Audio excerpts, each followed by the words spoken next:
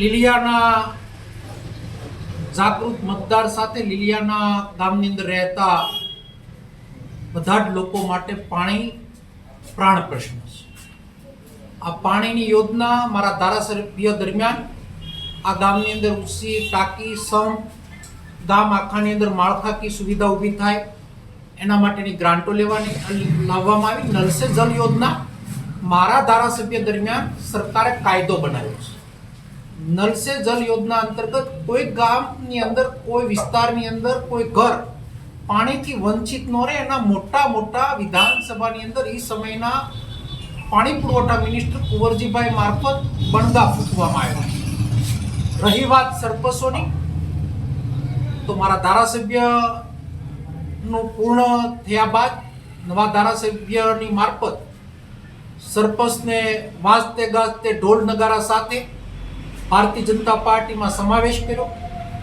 સરપંચ, ધારાસભ્ય, જિલ્લા પંચાયતના સભ્યો આતિશબાજી કરી, મીઠાઈઓ ખાધી અને આખા ગામને એમ હતું કે આ ગામની પ્રાણ પ્રશ્નનું નિવારણ આવી જશે.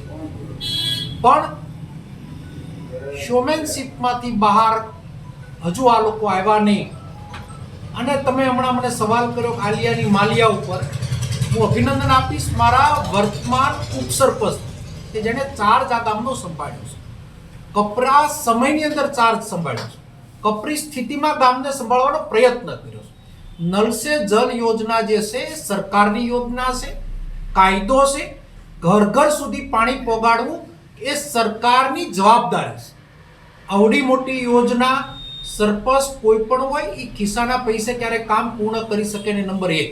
નંબર 2, નલ સે જલ યોજનાના અંતર્ગત જ્યારે કામગીરી શરૂ કરવાની હતી ત્યારે મારા સમયના લાવેલા પૈસા ગટર યોજનામાં જે ગટરની રિપેરિંગનું કામ હોય 9.5 કરોડ અંદાજિત રકમ ગટર માટેની હાઈકોર્ટની પિટિશનો, અને જ્યારે લડાઈ લડ્યો ત્યારે 50% રિઝલ્ટ સુધી પહોંચ્યો. પછીની જવાબદારી સત્તાધારી લોકોની હોય છે.